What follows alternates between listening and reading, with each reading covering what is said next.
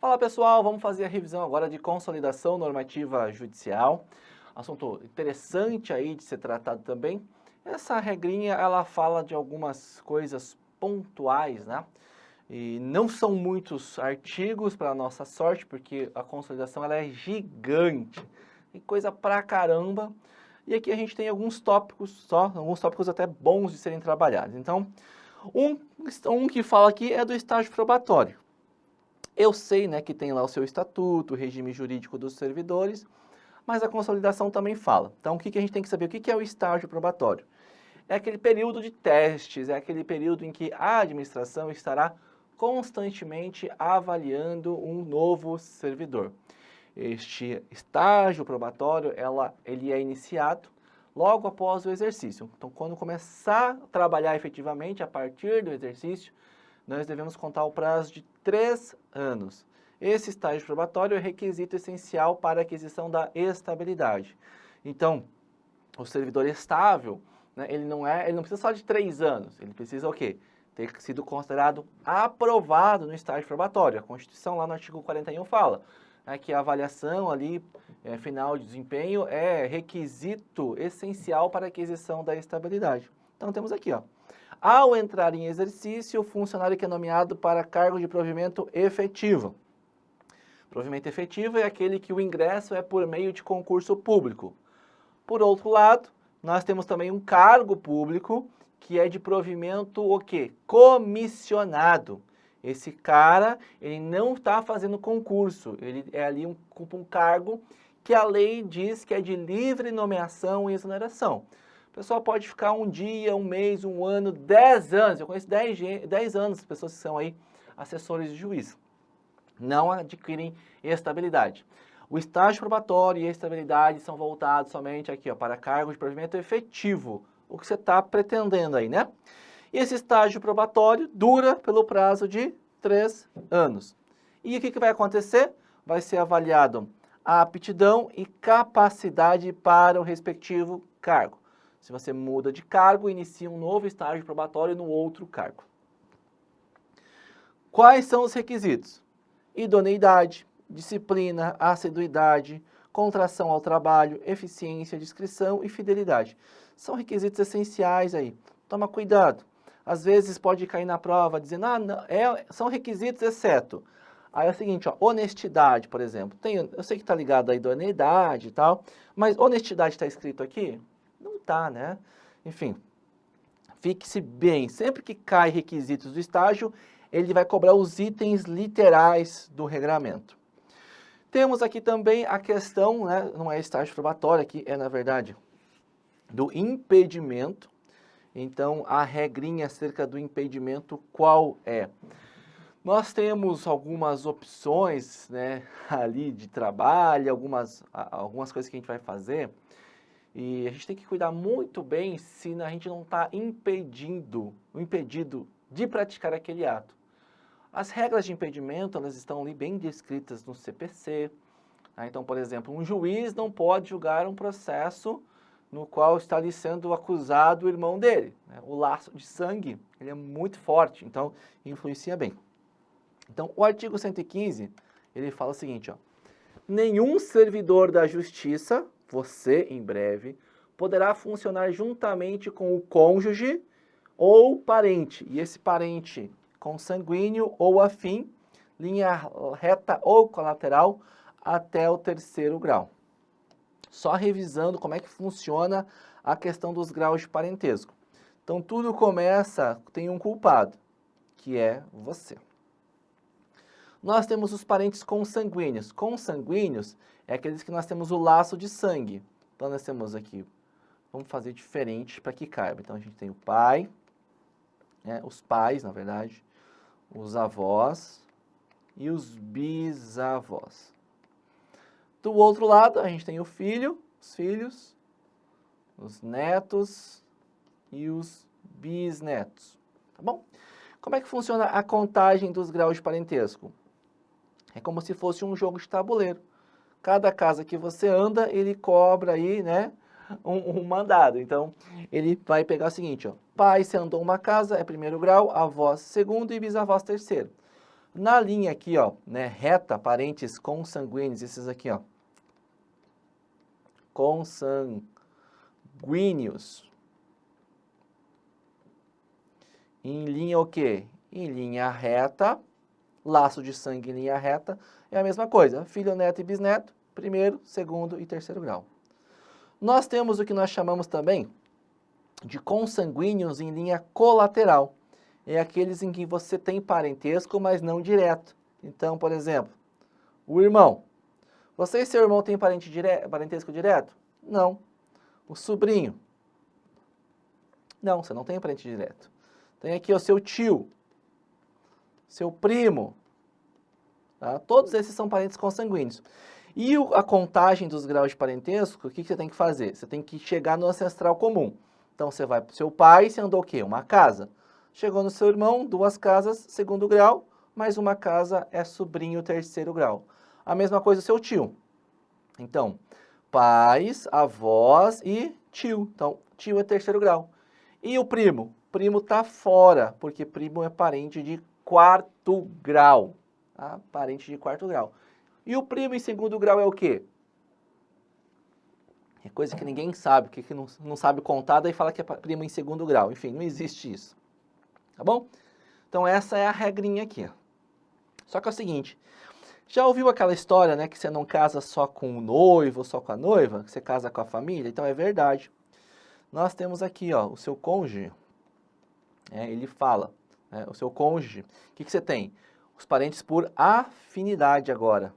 Aqui você tem os parentes por afinidade. E aí vai funcionar da mesma forma. Tem o pai do seu cônjuge, é o quê? Sogro, né? Então, o seu pai é parente de qual grau seu? 1. Então, primeiro, né? Então, o seu sogro também vai ser parente de primeiro grau, porque a contagem começa do seu cônjuge e não de você. Tá? Aí tem irmão, né? Irmão é o quê? Cunhado. Cunhado é o equivalente ao quê? Ao irmão. O irmão é segundo grau. E assim é a mesma coisa. Esses são os parentes por afinidade. Então, aqui nós temos os consanguíneos em linha colateral, aqui em linha reta, colateral, e aqui por afinidade. É assim que se conta grau de parentesco, tá? E a regra, ela fala, parentes, ó, o cônjuge ou o parente. Esse parente pode ser consanguíneo ou pode ser por afinidade, em linha reta ou colateral, até o terceiro grau. Você tem que saber o grau e tem que saber contar.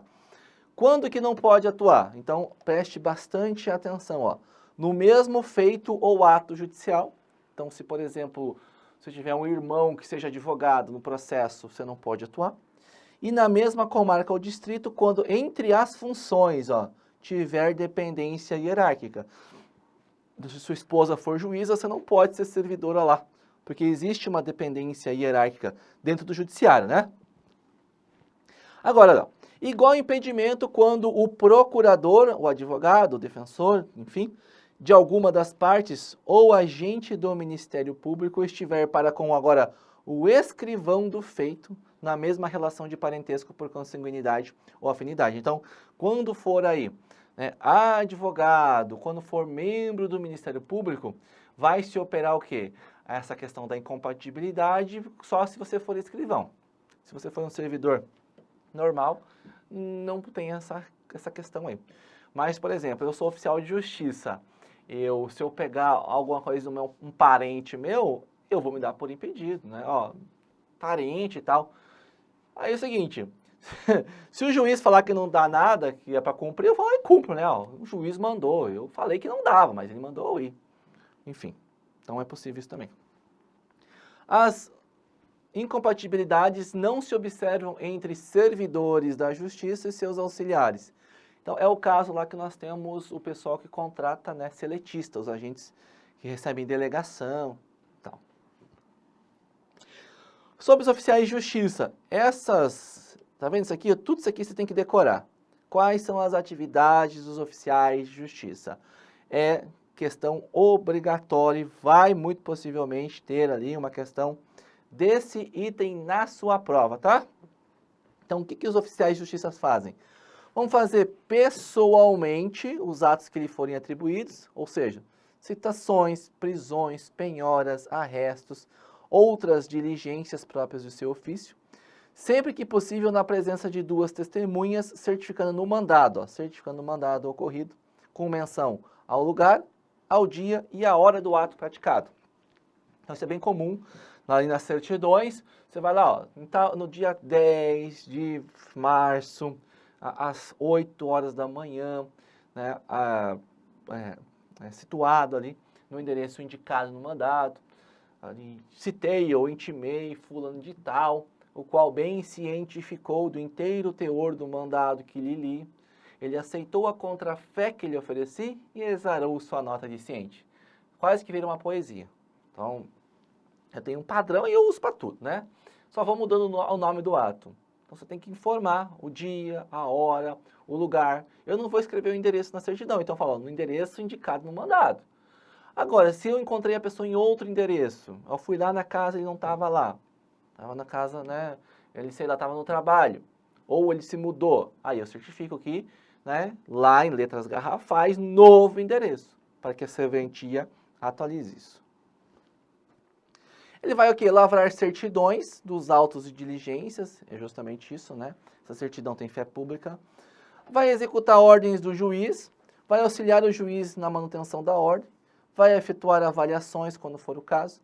A avaliação é o seguinte, né? A gente vai lá, sai um auto de penhora de veículo.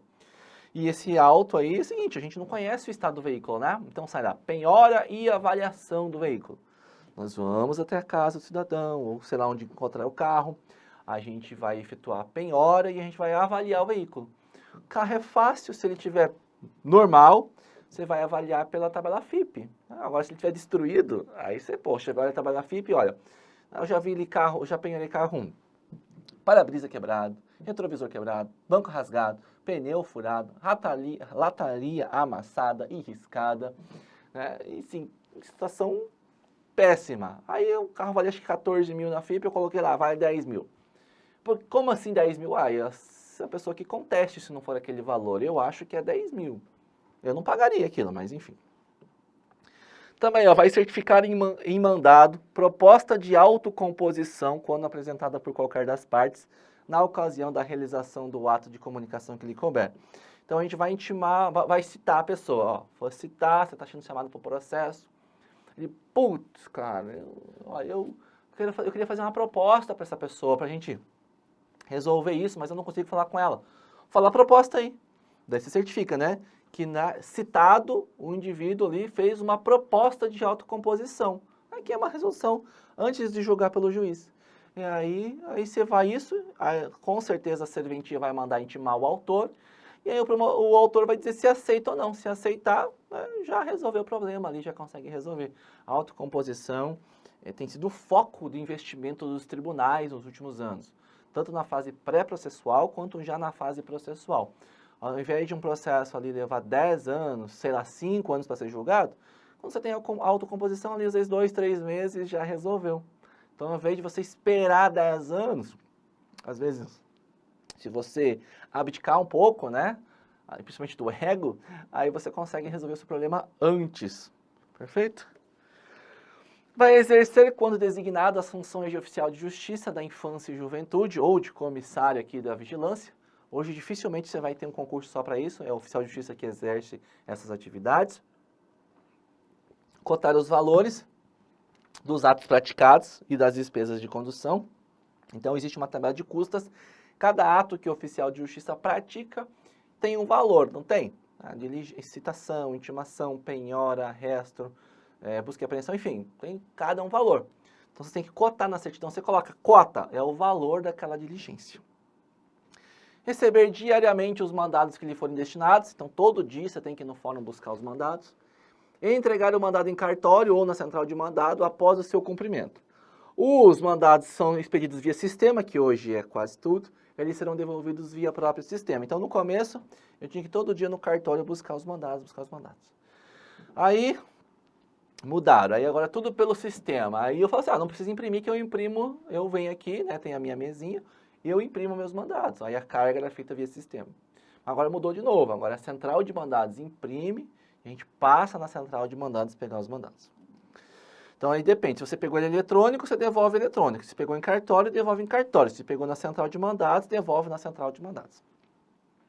E vai cumprir outras atribuições previstas em lei ou regulamento. Perfeito? Uma coisa bem importante é isso aqui, ó.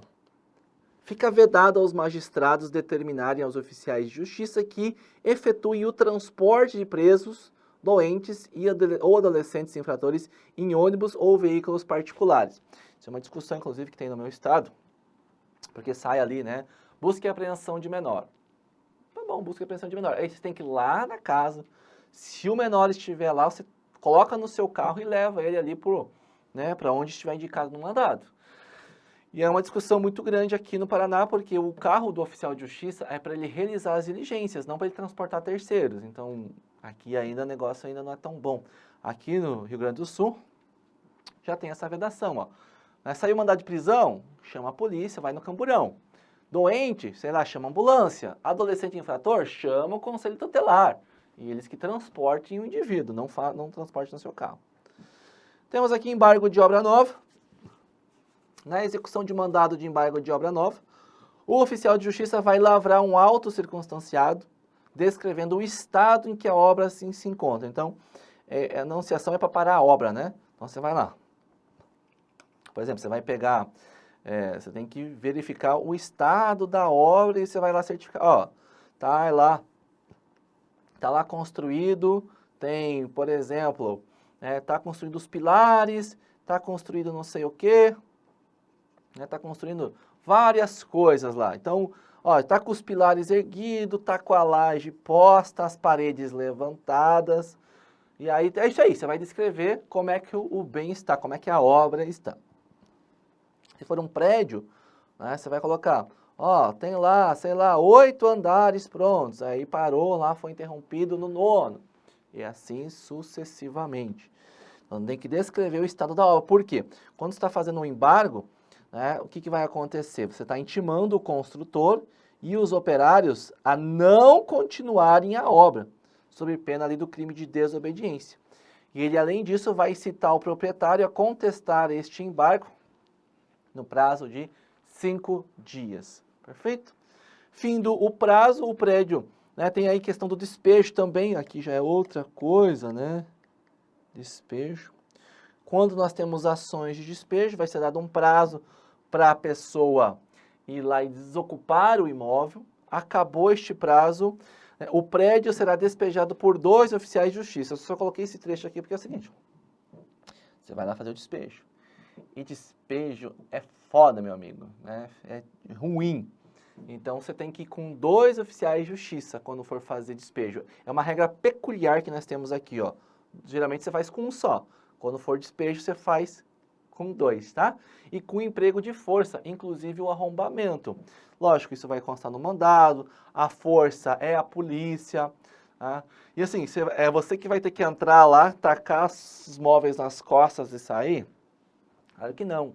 É a parte requerente, a parte autora no caso, que tem que fornecer os meios. E se não mandar os carregador? Aí você não faz e diz que a parte não forneceu os meios.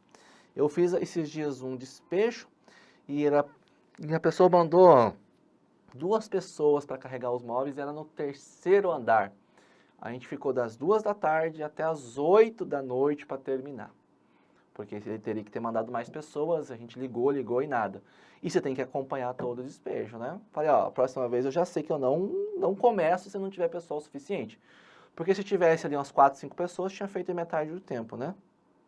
Então, tá aqui algumas questões também.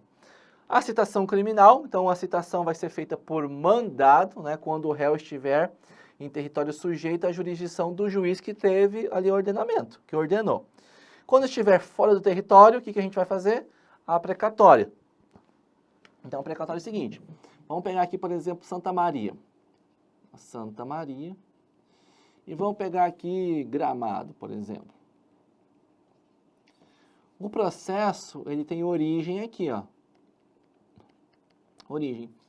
Mas o indivíduo ou o ato que deve ser praticado está em Gramado. Então, esse juiz, se o indivíduo estiver em Santa Maria, o que acontece? O juiz tem jurisdição, não tem?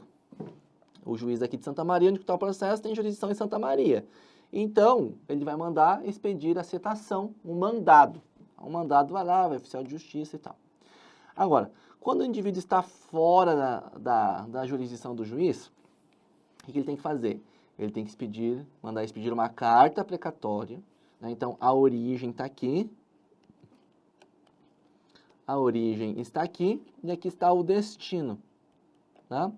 A origem, sabe do que é chamado? Isso, apesar de o código não falar, é chamado aqui. Esse aqui é chamado de deprecante.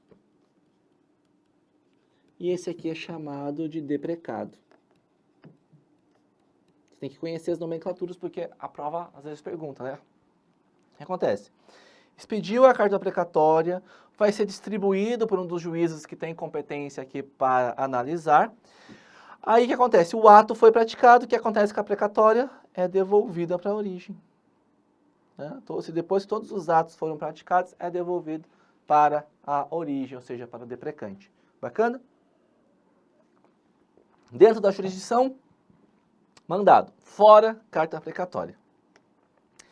O mandado de citação tem algumas coisas ali essenciais. Então, tem que ter o nome do juiz, o nome do querelante nas iniciadas por queixa. Essa aqui é uma ação penal privada. O nome do réu, ou se for desconhecido, seus sinais característicos. E é verdade, pessoal, né? Tem que ter o nome do réu. Ah, não sabemos o nome. Hoje, isso é bem difícil de acontecer. Mas eu lembro até hoje, no meu curso de formação, um colega estava contando que ele, na comarca de Foz do Iguaçu, saiu mandado para intimar um tal de Perninha. Só conhecia o nome dele, ele era um andarilho que ficava, um mendigo que ficava em tal rua.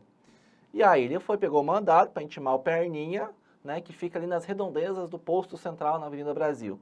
Ele foi e ficou lá, até que achou o Perninha. E aí o juiz pede para qualificar o indivíduo. Aí você tem que perguntar, e se o cara mentir? Né, tem que apresentar documento. Você pode exigir a apresentação do documento, o oficial de justiça pode exigir isso. Aí eu falei, o cara não apresentou o documento, falou que o nome dele é esse. Pronto. Se o cara negar apresentar, então aí você chama a polícia e manda fazer a identificação civil do indivíduo. Aí ele já acha a identidade, impressionante. A residência do réu, se for conhecida, né, o fim para que a citação é feita, o juiz, o lugar, o dia, a hora que o réu deve comparecer, se for o caso, e a subscrição do escrivão e a rúbrica do juiz. Veja, é estranho, né? Como é que não vai constar o nome? Como é que não vai constar a residência? Quando vem sem residência, aí tá assim, ó, mora ali na Avenida Paraná. Porra, a Avenida Paraná aqui na minha cidade deve ter uns 10 quilômetros de extensão. Eu devolvo, ó. A Avenida Paraná tem mais de 10 quilômetros de extensão, não tem como bater de casa em casa. Que assim que a parte autora indicar o número, né, ou a altura, eu vou lá e diligencio. Também já vem assim, ó, né, para intimar fulano de tal, figura pública e notória na cidade. Se não tem endereço, eu falo, apesar de ser pública, se é pública e notória, né, o autor conhece, então põe o endereço, porque o oficial de justiça não é investigador. É coisas estranhas, mas está aqui na consolidação. Perfeito? Então, tá aí, ó, para você dizer que não vê, ó. Incumbe ao oficial de justiça certificar no mandado de citação, após consulta, se o réu irá constituir ou se deseja a nomeação de defensor público para acompanhar sua defesa. Isso não é criminal, né? Você vai lá e intimou, você tem advogado? Ele vai falar, tenho. Aí quem que é? Aí você coloca o nome do advogado, depois você consulta o OAB. Se ele não tem, você tem advogado? Não tenho. E aí você vai querer que nomeie um defensor dativo, você vai querer oferecer o que você vai pegar? Ele não tem advogado, não. Então você vai querer que o juiz nomeie um advogado para você? É. Aí você coloca lá. Se o cara falar, não sei, aí você fala assim, ele informou que não sabe se vai precisar de advogado, que vai contratar ou se vai precisar de um defensor. Você certifica o que o cara está falando para você. Verificando que o réu se oculta para não ser citado, o oficial vai certificar a ocorrência e procederá à citação com hora certa, na forma estabelecida lá no CPC. Você vai o quê? Por 2 vezes. Se o indivíduo não estiver, o que você faz? Continua indo. Tá? Não é assim a questão da hora certa. Olha só. Se você, que o réu se oculta para não ser citado, O cara assim, não, ele não tá trabalhando, tá viajando. Quando que ele volta? É para voltar no tal dia. Aí ele acabou não voltando, ele pegou um frete, já foi lá para Puntas Glas. Perfeito. Que dia que ele volta? Aí tá para voltar lá pelo dia 20. Você vai lá e volta no dia 20. Então ele chega amanhã. O cara tá se ocultando? Não, poxa, o cara tá trabalhando, tá fora. Seja compreensivo também, você não é o Chuck Norris, não é o Rambo, caramba. Você tá ali para prestar um serviço à população, então seja também ali, seja bonzinho, caramba. Agora, você fala assim, você vai lá e pergunta, e cadê o fulano? Ah, não sei. Mas como não sabe? Ele não mora aqui? Mora, mas eu não sei onde é que ele tá. Ah, ele tá aqui ou não tá? Não, ele saiu foi pra onde? Que hora? Que hora que ele tá aí? Ah, 7 horas. Você vai lá e volta. Cadê o fulano? Ah, não sei. Se você percebe que a pessoa tá... Você fala assim, ó, seguinte. Eu tô achando que ele tá se escondendo, então amanhã, tal hora eu volto aqui. E aí no outro dia você volta, cadê o fulano? Não sei. Falou com ele? Falei. Ele disse que não estava nem aí. Então você está sendo citado por hora certa no lugar da pessoa. Dá o documento. Ah, eu não quero. Ah, eu posso chamar a polícia para fazer a identificação, levar você na delegacia, tocar pianinho. Não, peraí que eu acho que eu sei onde é que tá.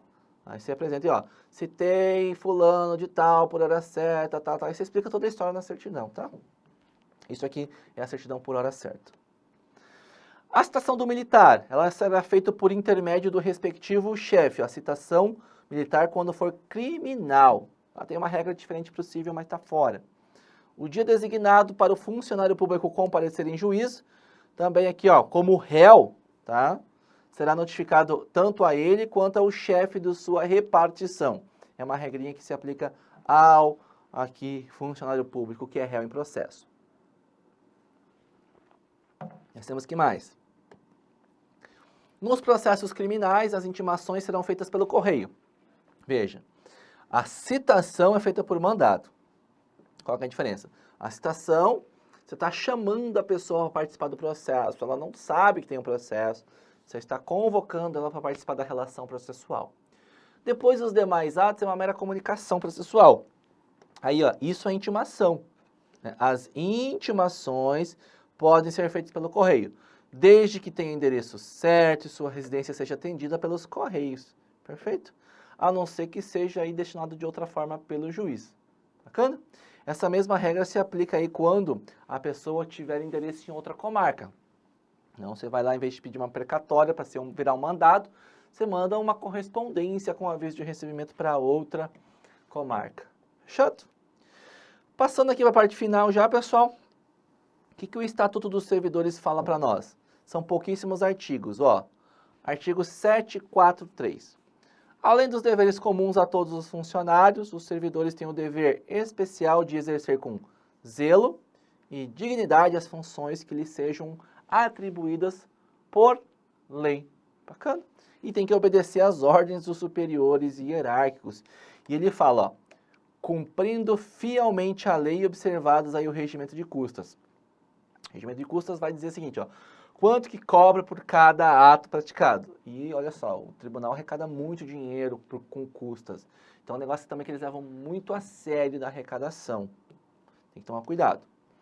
Quais são os deveres? Então, permanecer aqui em seus serviços todos os dias úteis durante o expediente, exercer pessoalmente as suas funções, tá? Só vai se afastar do cargo aí quando tiver licença ou férias, ou para exercer aí a tarefa de interesse público relevante.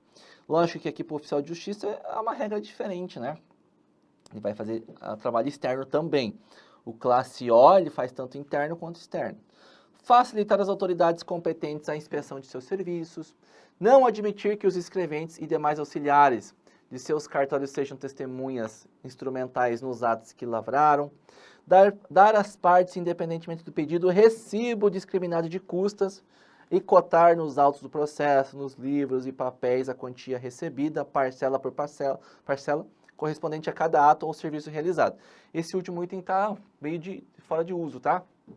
Pagamento de custas hoje é via aí guia de recolhimento, o indivíduo entra no site do tribunal, gera a guia de lá paga no banco, paga na internet bank, junta no processo somente o comprovante.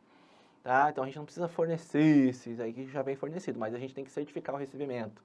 Então dá para fazer analogicamente isso aqui. O servidor é responsável pela ação ou omissão que praticar E se condenado, né, o Estado ao ressarcimento do dano, vai indenizar a fazenda do prejuízo que lhe tiver causado. Então, se a ação dele ou omissão causar prejuízo a alguém, esse alguém, pela teoria objetiva do Estado, vai aqui entrar com processo contra o Estado. Se o Estado for condenado, perdeu, o Estado paga e ele vai entrar com uma ação o quê? Regressiva contra o servidor para que ele ressarça a fazenda pública por essas despesas, tá bom?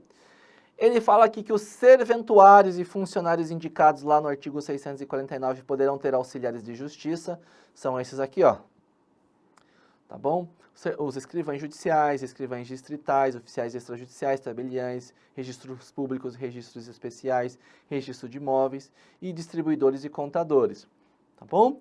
Eles podem ter auxiliares para praticar todos os atos do serviço, salvo aqueles que a lei escolheu. Por exemplo, testamento é só lá para o tabelião. Esse é o pessoal que recebe delegação de um serviço e ele ganha dinheiro pelos serviços prestados. Então, ele arrecada, o que ele arrecada, aí tem um percentual que vai ser destinado, depende do regime de delegação. Tem se faturar, às vezes tem cartório lá, antigo, que fatura R$1 milhão na capital, e ele repassa lá, repassa não sei quantos mil para o TJ, tem uma folha de pagamento de 100 mil, sobra, sei lá, 700 mil para ele.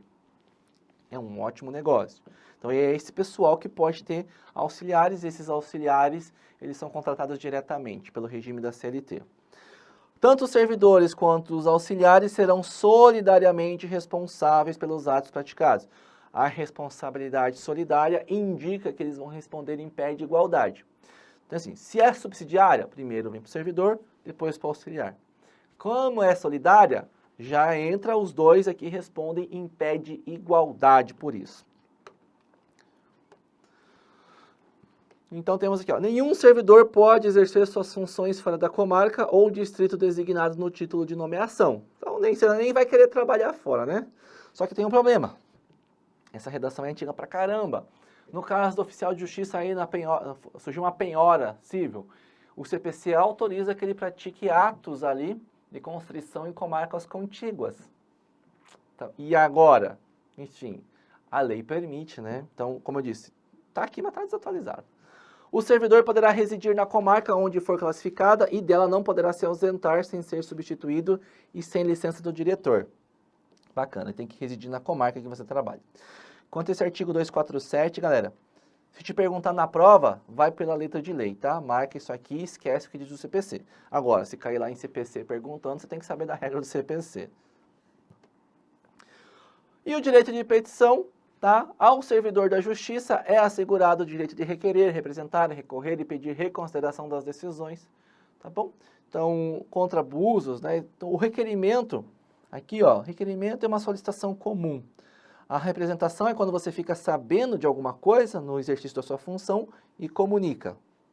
Recorrer, né, é quando você, por exemplo, tem uma penalidade sofrida e você quer recorrer. Aí você recorre ao recurso.